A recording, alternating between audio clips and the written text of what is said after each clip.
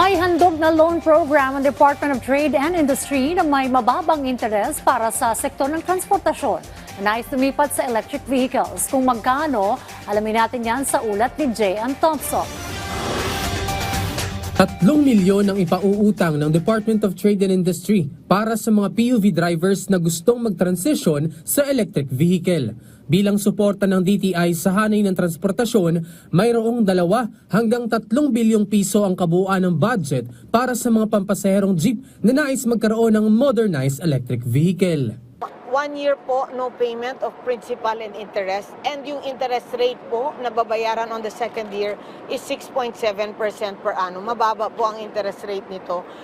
We encourage those that want to shift from the combustion vehicle to the electric vehicle.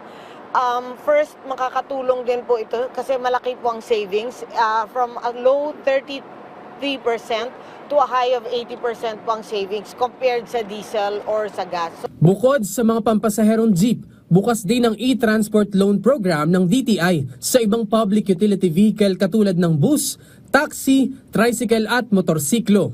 Basta transport operator po tayo or drivers, pwede po tayo mag-shift.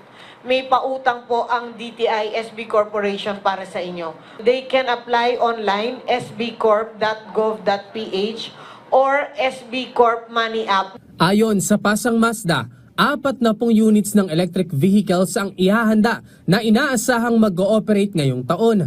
Kaugnay rito, bukod sa mga charging stations na mayroon na sa iba't ibang bahagi ng bansa, magdaragdag din ng charging station sa mga rutang dadaanan ng modernized jeep.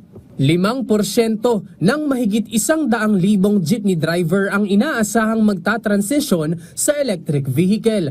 Ibig sabihin, aabot ito ng 6,000 units ng jeep.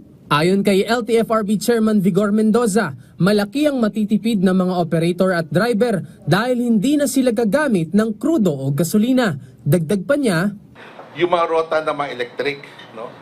We will now identify, dati pa to, yung mga green routes, green corridors, no?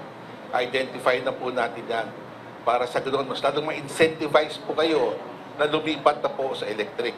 Nagkakaisa naman ang mga kooperatiba at korporasyon na bahagi ng Pasang Mazda para sa modernisasyon at sustainable public transport.